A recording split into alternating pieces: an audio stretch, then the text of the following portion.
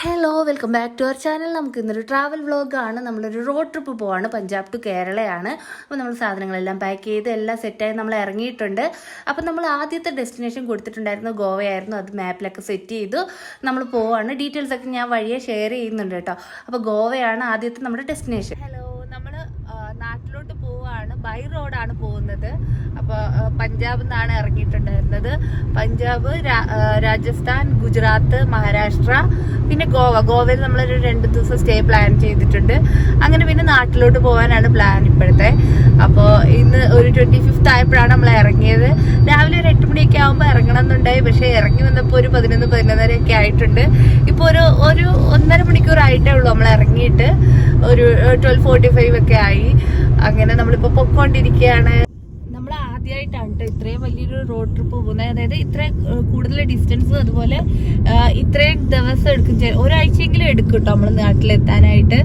അങ്ങനെ പോകുന്നത് ഇത് ആദ്യമായിട്ടാണ്. പിന്നെ ഒരു 3-4 കൊല്ലം മുമ്പ് ഞാൻ ധ്യാനിനെ പ്രഗ്നന്റ് ആയ സമയത്ത് നമ്മൾ ജാംനഗർ ഗുജറാത്തിൽ നിന്ന് ഇങ്ങോട്ട് വന്നിട്ടുണ്ടായിരുന്നു. അതൊരു 2 ദിവസത്തെ ട്രിപ്പായിരുന്നു.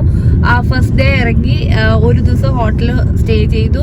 സെക്കൻഡ് ഡേ നമ്മൾ രാത്രി ഒരു 11:30 ആകുമ്പോഴേക്കും വീട്ടിലെത്തിയിട്ടുണ്ടായിരുന്നു. അതായത് ഗുജറാത്ത് ടു പഞ്ചാബ്. അപ്പൊ അന്ന് ലോക്ക്ഡൌണിന്റെ ടൈം ആയിരുന്നു. നമ്മൾ ഒരു ഹോട്ടലിൽ നിൽക്കാവൂ എന്നൊക്കെ നമ്മൾ പ്ലാൻ ചെയ്തിട്ട് ഇറങ്ങി. കാരണം ലോക്ക്ഡൌൺ ആയിരുന്നല്ലോ. അപ്പൊ ഞാൻ പ്രഗ്നന്റ് ആയിരുന്നു. അപ്പൊ നമ്മൾ സ്പ്രേ സാനിറ്റൈസർ ഒക്കെ വാങ്ങി വന്ന് ചേട്ടൻ റൂമിൽ കയറി ഫുള്ള് സാനിറ്റൈസർ ഒക്കെ അടിച്ച് അങ്ങനെയൊക്കെ ആയിരുന്നു അന്ന് കയറിയിട്ടുണ്ടായിരുന്നത്. പക്ഷെ ഇന്നിപ്പോ നമ്മൾ ലേറ്റ് ആയിട്ടുണ്ട്, ഇറങ്ങാനായിട്ട് ലേറ്റ് ആയതുകൊണ്ട് ജോധ്പൂർ വരെ എത്തുമോന്ന് അറിയത്തില്ല. എവിടെയാണോ എത്തുന്നത് അവിടെ റൂം എടുത്ത് ഇന്ന് സ്റ്റേ ചെയ്യാന്നാ വിചാരിക്കുന്നത്. ഇപ്പം നമ്മൾ പഞ്ചാബിൽ കൂടെയാണ് കേട്ടോ പൊക്കോണ്ടിരിക്കുന്നത്. അങ്ങനെ പൊക്കോണ്ടിരിക്കുന്ന അപ്പോൾ ഒരു ലഞ്ച് ടൈം ആയപ്പോഴത്തേക്കും നമ്മൾ ലഞ്ച് കഴിക്കാനായിട്ട് നിർത്തിയിട്ടുണ്ടായി. ഞാൻ വീട്ടിൽ നിന്ന് കുറച്ച് പാസ്ത കുക്ക് ചെയ്തെടുത്തിട്ടുണ്ടായിരുന്നു. അപ്പോൾ നമ്മൾ പുറത്തിറങ്ങി ഇതുപോലെ ഒരു ഇരിക്കുന്ന സ്ഥലം, കുറച്ച് തണലുള്ള സ്ഥലം ഉണ്ടായിരുന്നു. അവിടെ ഇറങ്ങിയിരുന്ന് നമ്മൾ പാസ്തയൊക്കെ കഴിച്ചു. പിന്നെയും തിരിച്ച് പോവുകയാണ് കേട്ടോ. അപ്പോൾ പോകുന്ന വഴിക്ക് നിറയെ കൊന്ന പൂത്തിട്ടുണ്ടായിരുന്നു. ഇവിടെ നല്ല ചൂട് തുടങ്ങിയല്ലോ. അപ്പോൾ ഇവിടെ റോഡ് സൈഡിലേക്ക്, ഹൈവേയുടെ സൈഡിലൊക്കെ നിറയെ കൊന്ന ഉണ്ടായിരുന്നു. പിന്നെ ഈ ഒരു രാജസ്ഥാൻ ബോർഡർ എത്തിയിട്ടുണ്ടായി. അപ്പം നമ്മൾ അമൃത്സർ ജാംനഗർ എക്സ്പ്രസ് ഹൈവേയിൽ കയറിയിട്ടുണ്ടായി കേട്ടോ. 2 സൈഡും ഫുൾ ഇങ്ങനെ ഡെസേർട്ടായിട്ടും കിടക്കുകയായിരുന്നു. പിന്നെ ഈ എക്സ്പ്രസ് ഹൈവേയിൽ നമ്മൾ 120-100 ആ ഒരു സ്പീഡിൽ പോയിട്ടുണ്ടായിരുന്നു. നല്ല വേഗം എത്തിയിട്ടുണ്ടായി അവിടുന്ന്. പിന്നെ രാത്രിയിൽ ഒരു 11 മണിയൊക്കെ ആകുമ്പോഴാണ് കേട്ടോ റൂം എടുത്തിട്ടുണ്ടായി. ഈ ഒരു ഹോട്ടലായിരുന്നു. രാവിലെ ഇറങ്ങി വരുന്ന ഒരു വ്യൂ ആണ് കേട്ടോ. സെറ്റപ്പ് ഒക്കെ കൊള്ളായിരുന്നു. പക്ഷേ റൂമൊന്നും എനിക്ക് അത്ര അങ്ങോട്ട് ഇഷ്ടമായില്ല. എന്നാലും ഓക്കെ ആയിരുന്നു. അങ്ങനെ അവിടെ സ്വിമ്മിംഗ് പൂളൊക്കെ ഉണ്ടായിരുന്നു. അതൊക്കെ പോയി ജസ്റ്റ് കണ്ടു. നമ്മൾ രാത്രി കുറേ ലേറ്റായിട്ടായിരുന്നു റൂം എടുത്തിട്ടുണ്ടായിരുന്നത്. അങ്ങനെ പിന്നെ അവിടുന്ന് ചെക്കൗട്ടൊക്കെ ചെയ്ത് ഞാനിങ്ങനെ വണ്ടിയിലിരുന്നൊരു get ready with me video ഒക്കെ എടുത്തിട്ടുണ്ടായിരുന്നു. അതൊക്കെ ഞാൻ ഷോർട്സ് ആയിട്ട് ഓൾറെഡി ഇട്ടിട്ടുണ്ട് കേട്ടോ. അങ്ങനെ നമ്മൾ ഇത് ജോധ്പൂറാണ് കേട്ടോ. ജോധ്പൂരിന് 30 കിലോമീറ്റേഴ്സ് മുമ്പായിരുന്നു നമ്മൾ റൂം എടുത്തിട്ടുണ്ടായിരുന്നത്. അങ്ങനെ ഫസ്റ്റ് ഡേ ജോധ്പൂർ ആയിരുന്നു. പിന്നെ ഇത് ഗുജറാത്ത് ബോർഡർ എത്തിയിട്ടുണ്ടായി. നമ്മൾ ലഞ്ച് കഴിക്കാൻ കയറുമ്പോഴേക്ക്. അപ്പോൾ അവിടുന്ന് ഇവർ വണ്ടിയിൽ വെറുതെ ഇരിക്കുന്നതല്ലേ, അപ്പോൾ അവർക്ക് കുറച്ച് ടോയ്സ് ഒക്കെ വാങ്ങിച്ചു കൊടുത്തിട്ടുണ്ടായിരുന്നു. അവർ അതും കൊണ്ട് കുറച്ച് എൻഗേജ്ഡ് ആയിട്ട് ഇരിക്കുമല്ലോ. അങ്ങനെ ആ കൂട്ടത്തിൽ വാങ്ങിച്ചിട്ട് ഈ സ്പ്രിങ് എനിക്ക് ഭയങ്കര നോസ്റ്റ് മേടിച്ച് വാങ്ങിയാണ്. മക്കളും ഇത് വെച്ചിട്ട് കുറേ കളിക്കുന്നുണ്ടായിരുന്നു. എനിക്കത് ഇഷ്ടമായി.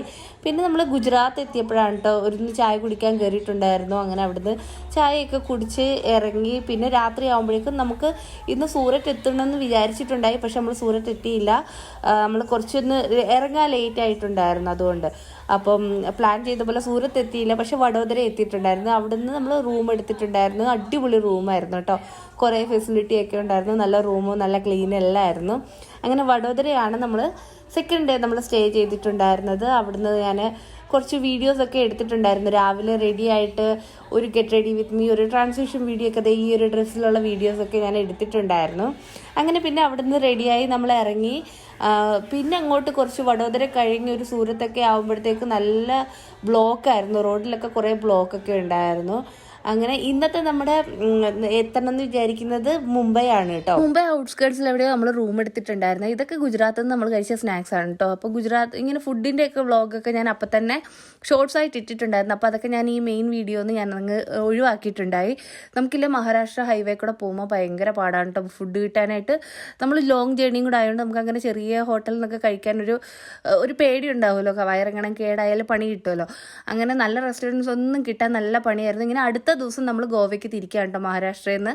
അപ്പോൾ ഞാൻ അധികം വ്ളോഗൊന്നും എടുത്തിട്ടുണ്ടായില്ല. അങ്ങനെ ഒരു നെക്സ്റ്റ് ഡേ ഈവനിങ് ആകുമ്പോഴത്തേക്ക് നമ്മൾ ഗോവ എത്തിയിട്ടുണ്ടായിരുന്നു. ഇങ്ങനെ മാർക്കറ്റ് പ്ലേസ് പോലത്തെ സ്ഥലത്തൂടെയൊക്കെ നമ്മൾ പോയിട്ടുണ്ടായിരുന്നു. അങ്ങനെ നമ്മുടെ റൂം എടുത്തിട്ടുണ്ടായിരുന്നത് ഒരു ബീച്ച് വ്യൂ ആയിട്ടുള്ളൊരു ഹോട്ടലായിരുന്നു കേട്ടോ നമ്മൾ എടുത്തിട്ടുണ്ടായിരുന്നത്. അപ്പം നമുക്ക് കുറച്ച് ബാക്കിലായിട്ട് വണ്ടി പാർക്ക് ചെയ്തിട്ട് കുറച്ച് നടന്ന് പോകണമായിരുന്നു നമ്മുടെ ഹോട്ടലിലോട്ട്. ഇതാണ് നമ്മുടെ ഹോട്ടൽ ഉണ്ടായിരുന്നത്. അപ്പോൾ ഇത് ഈ ഫ്രണ്ടിലുള്ളത് അവരുടെ റെസ്റ്റോറൻ്റ് ആണ്, ബാക്കിലോട്ടാണ് ഹോട്ടലായിട്ട് വരുന്നത്.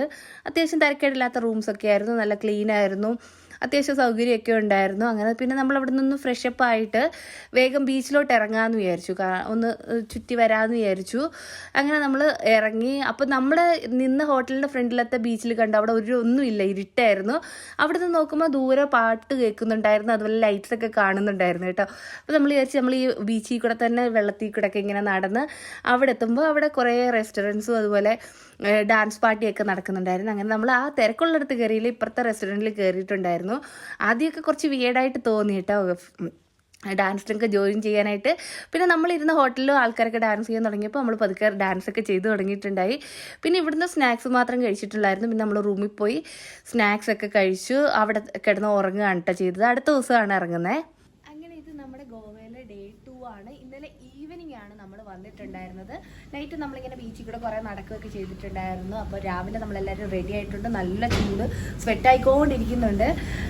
അപ്പോൾ ഇന്നത്തെ പ്ലാൻ എന്ന് വെച്ചാൽ നമ്മൾ സ്നോ പാർക്കിൽ പോകണമെന്ന് വിചാരിക്കുന്നുണ്ട്. അത് കഴിഞ്ഞിട്ട് ഒരു സ്ട്രീറ്റ് ഷോപ്പിങ്ങിൻ്റെ സ്ഥലം കണ്ടിട്ടുണ്ടായിരുന്നു, അവിടെ പോകണം.